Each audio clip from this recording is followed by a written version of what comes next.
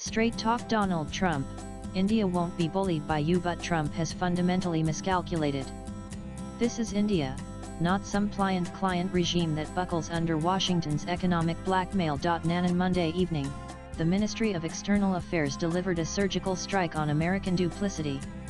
While Trump pontificates about India's Russian oil purchases, his own country continues importing uranium hexafluoride for its nuclear industry, palladium for electric vehicles, fertilizers, and chemicals from Moscow. The European Union, America's closest ally, recorded a staggering $67.5 billion in goods trade with Russia in 2024, plus $17.2 billion in services. European LNG imports from Russia hit a record 16.5 million tons in 2024, surpassing even 2022 levels. All such figures were quoted by the MEA in its combative statement, which caught the world's attention for the manner in which it exposed American duplicity. Donald Trump's conspicuous silence on his country's continuing trade ties with Russia has hardly been missed by anyone in India. In fact, when asked by a journalist what his response to India's statement was, he could muster very few words, saying, "I don't know." While Trump sets the Indo-US relationship on fire, he remains a mute spectator when it comes to Europe, or even China's trade with Russia. Does Trump have the courage to sanction American and European companies that continue to profit from Russian energy? The silence is deafening because the truth is inconvenient. America's rage isn't about Ukraine, but about control in the Indian subcontinent. Trump's strategy follows the well-worn American playbook of coercive diplomacy. First, create artificial moral outrage. Then deploy economic weapons. Finally, demand capitulation disguised as partnership. The world has seen this script play out on more occasions than one. Now, it is India's turn to be lectured by a country that pioneered sanctions as statecraft and tariffs as threats. The F-35 offer dangled before Prime Minister Modi in February was essentially a bait. When India rightfully declined this overpriced military hardware that would make us dependent on American maintenance, spare parts, and operational approval, Trump's mask slipped. The strategic partnership rhetoric gave way to trade war threats and economic intimidation. This is the American way: friendship when you comply, punishment when you don't. Trump's fundamental error lies in misunderstanding India's strategic autonomy. Our foreign policy isn't driven by sentiment or ideology, it's anchored in national interest and civilizational wisdom. When traditional oil suppliers diverted their exports to Europe after the Ukraine conflict began, India adapted. When the United States itself encouraged these purchases to stabilize global energy markets, we obliged. India's oil imports from Russia serve 1.4 billion people who deserve affordable energy. This isn't war profiteering, it's responsible governance. Unlike Europe's luxury consumption of Russian energy, India's purchases are driven by vital national necessity. Behind Trump's trade tantrums lies a deeper strategic miscalculation. America wants India as a counterweight to China while simultaneously weakening India's defense capabilities. The timing isn't coincidental, as India faces growing threats from a multi-front scenario involving China, Pakistan, and others.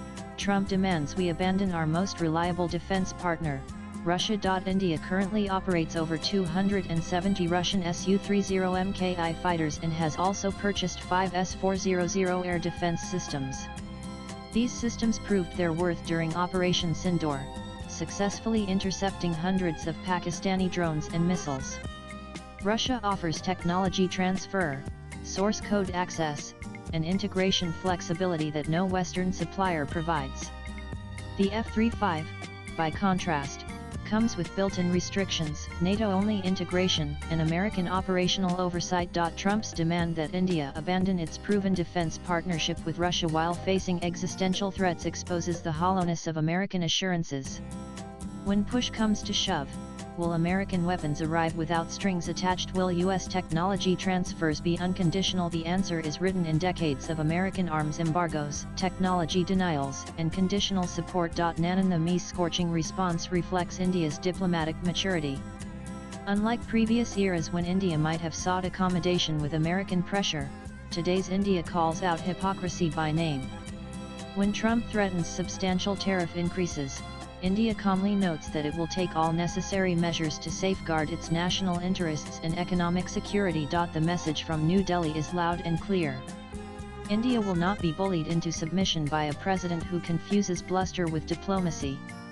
Our economy isn't dead, it's the world's fastest growing major economy, projected to become the third largest globally. Trump's coercive diplomacy reveals more about American insecurities than Indian vulnerabilities.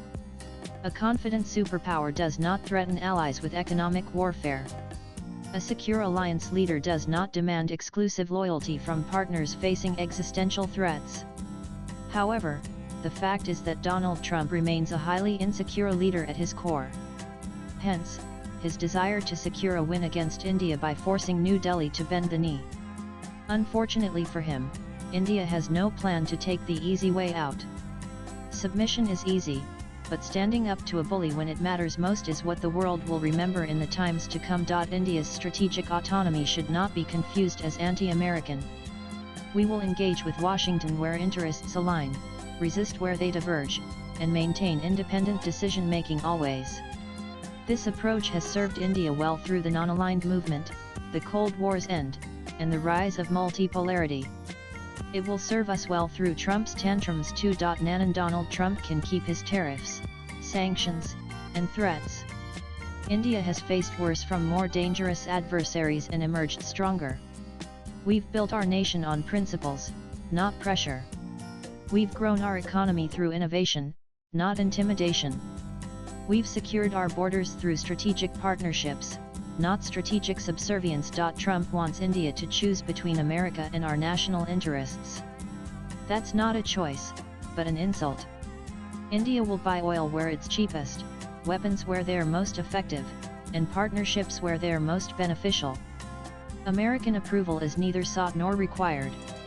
If the US wants to compete for a share in India's oil import basket, Donald Trump should offer New Delhi crude at prices cheaper than Russia. Washington should focus less on bullying India and instead try to ensure its oil is more competitively priced in global markets. Swipe left for next video. This is India you're talking to, Mr. President.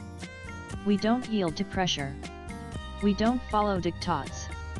We don't serve others' interests. Try to remember that the next time you confuse friendship with subordination. This relationship works both ways, or it doesn't work at all. Nan views expressed in the above piece are personal and solely those of the author. They do not necessarily reflect NEWS18's views. Latest blogs